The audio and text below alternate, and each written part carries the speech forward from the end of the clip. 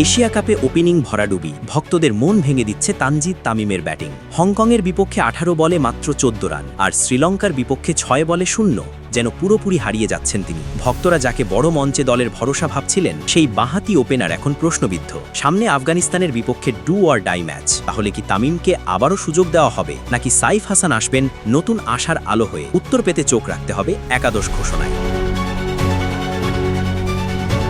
Asia কাপের মঞ্চে বাংলাদেশের পারফরম্যান্স এখন বড় চ্যালেঞ্জের মুখে। দুটি ম্যাচ শেষ হয়েছে, আর দুটিতেই ভুগেছে ওপেনিং জুটি। বিশেষ করে বাঁহাতি ওপেনার তানজিদ তামিম দলের জন্য বড় হতাশার নাম হয়ে উঠছেন। প্রথম ম্যাচে হংকংয়ের বিপক্ষে তিনি খেললেন 18 বলে মাত্র 14 রান। শুরুতেই ইনিংস গড়ে তোলার বদলে ধীর গতির ব্যাটিংয়ে চাপ বাড়িয়েছেন দলের ওপর। আর দ্বিতীয় ম্যাচে শ্রীলঙ্কার বিপক্ষে পরিস্থিতি আরও খারাপ। 6 বল খেলে 0 রানে ফিরতে হয়েছে তাকে। ফলাফল, বাংলাদেশ শুরুর ধাক্কা সামলাতে পারেনি এবং সেই ব্যর্থতা ম্যাচের ফলাফলে বড় প্রভাব ফেলেছে। ভক্ত সমর্থকদের প্রত্যাশা ছিল ভিন্ন। তানজিদ তামিমকে ঘিরে আশা করা হয়েছিল তিনি হবেন বড় টুর্নামেন্টে দলের ভরসার ওপেনার, কিন্তু বাস্তবতা হলো ধারাবাহিক রান না পেয়ে তার প্রতি আস্থা টলতে শুরু করেছে। টি-20 ফরম্যাটের শুরুটা অত্যন্ত গুরুত্বপূর্ণ। প্রথম 6 ওভারের পাওয়ার প্লেতে যদি জুটি ব্যর্থ হয়, তবে পুরো ব্যাটিং অর্ডার চাপের মুখে পড়ে যায়। শ্রীলঙ্কার বিপক্ষে 0 রানে 2 ওপেনার ফেরার পর সেই চিত্রটাই দেখা গেছে। বাংলাদেশের পক্ষে লিটন দাস কিছুটা লড়াই করলেও ওপেনিংয়ের সঙ্গী না পাওয়ায় ব্যাটিংয়ের ভিত গড়া যায়নি। একসময় জাকের আলী শামীমের ধৈর্যশীল ইনিংসে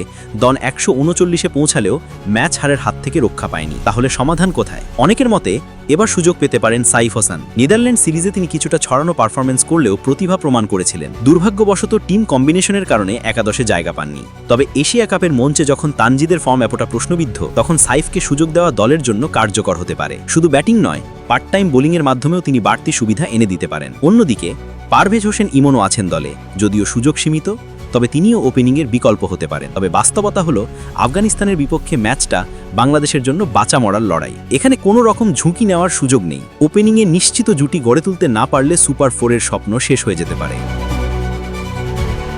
তাই বাংলাদেশের টিম ম্যানেজমেন্ট এখন বড় দোটানায়। একদিকে তারা তানজিদকে আরও একটি সুযোগ দিয়ে আত্মবিশ্বাস ফিরিয়ে দিতে চাইতে পারেন, অন্যদিকে সাইফ হাসানের মতো খেলোয়াড়কে নামিয়ে নতুন সম্ভাবনা খুঁজে বের করাও জরুরি হতে পারে। ভক্তদের চোখ এখন একাদশ ঘোষণার দিকে। তানজিদ থাকবেন নাকি সাইফ আসবেন নতুন আশার আলো হয়ে, সেটি নির্ধারণ করবে বাংলাদেশের ভাগ্য। তবে এ কথা নিশ্চিত, আফগানিস্তানের বিপক্ষে ম্যাচে শুরুটা ভালো না হলে বাংলাদেশের জন্য টিকে থাকা হবে কঠিন। এশিয়া কাপের এই মঞ্চে তাই ওপেনিংয়ের সফলতা শুধু ব্যাটসম্যান নয়, পুরো দলের ভবিষ্যৎ নির্ধারণ করবে।